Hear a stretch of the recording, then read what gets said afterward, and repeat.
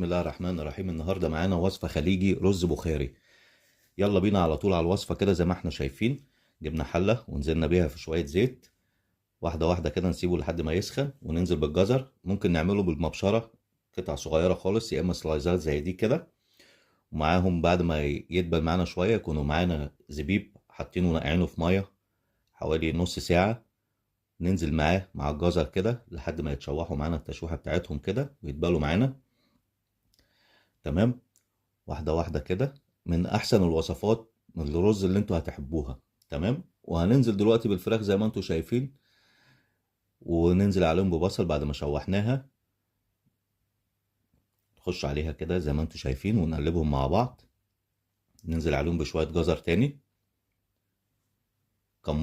كمون حب مش مفروم.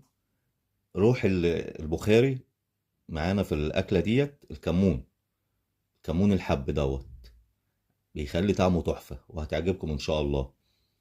ننزل دلوقتي زي ما احنا شايفين معانا. هننزل بمعلقة صلصة كبيرة،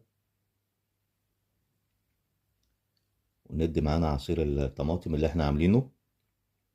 نقلبهم ونمكسهم مع بعض. نسيبهم وندوها برضو شوية ملح عشان الملح يجي معانا في الفراخ وفي التسبيكة اللي احنا عاملينها ديت.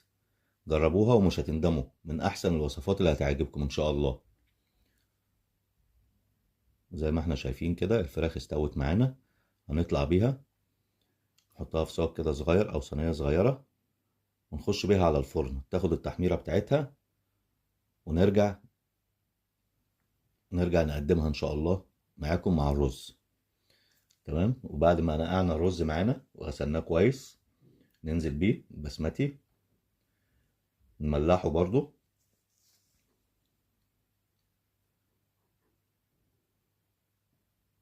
نحط عليه برضو شوية كمون ناعم.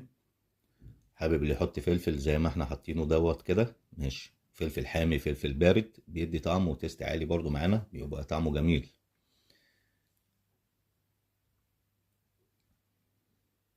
خلاص معانا. يلا بينا بعد ما الرز بتاعنا يستوي نقدمه معاكم بالطريقة ديت. زي ما انتم شايفين الرز مفلفل ازاي، حاجة جميلة وطعمه تحفة وهتعجبكم ان شاء الله. وياريت تجربوها، من احسن الوصفات اللي هتعملوها معايا. واحدة واحدة. بصوا شايفين الرز مفلفل ازاي وجميل، والجزراية مسكراه مخليه طعمه تحفة. والفلفل اللي معاكم اللي محطوط معاه دوت حاجة جميلة. ونزلنا عليه من الفراخ بعد ما حمرناه، وكان فيه الجزر والزبيب اللي احنا كنا محمرينه في الأول. ننزل بيه نجرنش بيه كده من فوق. ولو حابب تحط بصل برضو محمر هيبقى جميل برضو تحفة. بيبقى معاه دقوس. متنسوش تدعولي، ما تنسوش اللايك والمتابعة والاشتراك في القناة مع مطبخ مرجان. اشوفكم على خير في وصفة جديدة ان شاء الله.